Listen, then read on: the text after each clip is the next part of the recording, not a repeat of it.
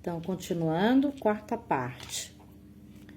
Então, Yeshua, na festa de Pêssar, ele está sendo ali falado sobre Yeshua, como nós vimos alguns aspectos.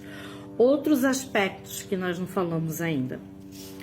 A palavra diz que com braço forte, os hebreus, os judeus, foram tirados do Egito.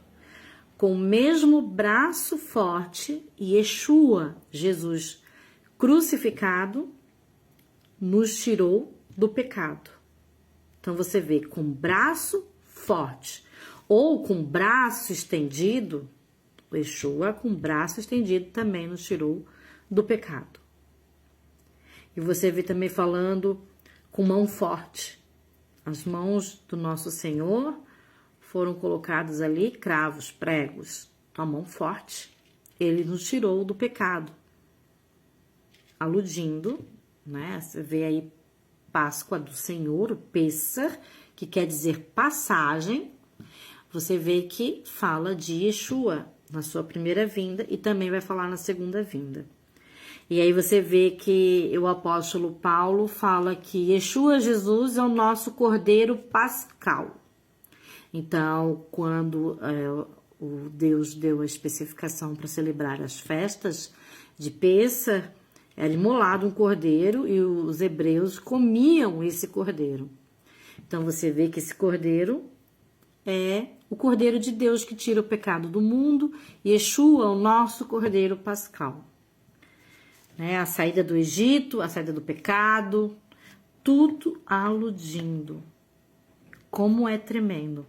Nós vamos ler 1 Coríntios, no capítulo 5, do verso 7 até o verso 8, que diz assim: lançai fora o velho fermento, para que sejais nova massa, como sois de fato, sem fermento. Pois também Cristo, o próprio apóstolo está fazendo a comparação. Pois também o próprio Cristo, nosso Cordeiro Pascal, foi imolado. Então você vê o pão sem fermento, como eu tinha falado, é o ficomã, é aquele pão asmo, todo furadinho e ele não fermenta, ele é sem fermento. Alude a Yeshua, que foi moído por nós, e ele não tem pecados. E aqui fala o apóstolo Paulo aos coríntios, gentios, não judeus. Ele fala o quê? Nosso Cordeiro Pascal imolado foi Cristo.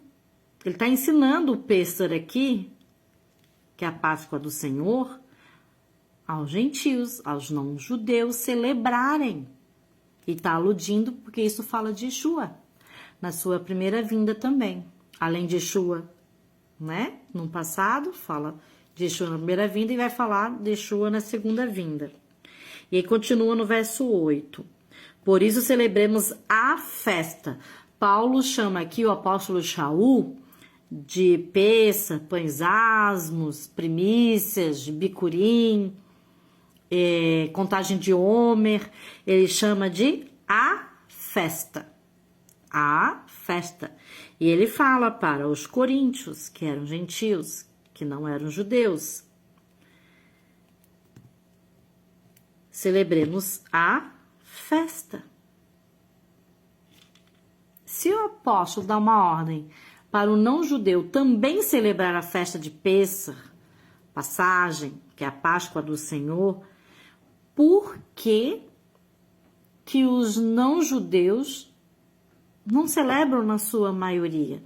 Estou falando daqueles que falam professar a fé bíblica. A fé bíblica de Deus de Abraão, Isaac e Jacó e do Messias, que é Yeshua. Se o próprio apóstolo Paulo falou, celebremos a festa. Não com o velho fermento, nem com o fermento da maldade, o pecado, e da malícia, e sim com os asmos da sinceridade e da verdade. Muito linda essa palavra do apóstolo Paulo, ensinando aqui aos não-judeus a celebrar o Pêssar também. Então, Paulo, sim, ensinava os não-judeus que estavam convertidos na fé de Abraão, Isaac e Jacó, e no Messias Yeshua, a celebrarem Shabat, Pêssar, todas as festas. Nós vamos ver que são todas as festas. E é muito bom, porque há ensino. Quando você celebra a festa, você ensina os seus filhos sobre os elementos da festa. O prato do Queará, que vocês podem estar vendo depois, eu posso também estar ensinando. Os elementos do prato do Queará, tudo fala sobre o caráter de Deus, sobre a obra de Yeshua, sobre a primeira vinda, sobre a segunda vinda, tudo fala. A contagem do Homer, as primícias, tudo fala. Não tem por que não celebrar. Não tem por que não celebrar. A partir do momento que você sabe que pode, que as festas são de Deus, por que celebrar as festas do mundo? Por que celebrar a Páscoa do mundo? Com ovos de chocolate, coelho, da deusa pagã Star. Era uma deusa pagã, que não existe, nós sabemos. Deuses pagãos não é Deus, né? Deus só tem um, que é o Deus de Abraão, Isaac e Jacó, que é o Criador, único Deus, não há outro.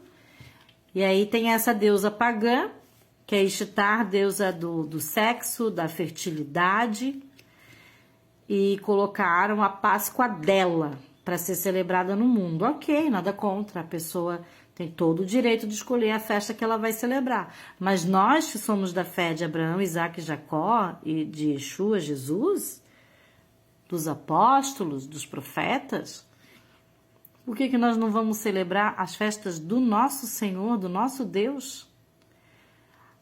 Aí fazem a festa lá do sexo da fertilidade com uma deusa pagã, que nós sabemos que não é deusa nada, né? Nós sabemos o que é. De um ovo, o coelho não bota nem o ovo ali é símbolo também de sexo e fertilidade. O ovo ali é uma fertilização, uma concepção. E também nós vemos aí o coelho, que é o animal que mais tem fertilidade, mais faz a prática sexual.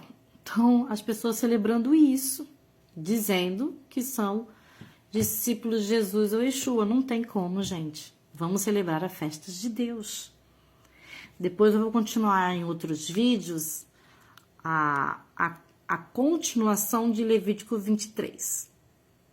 Shalom.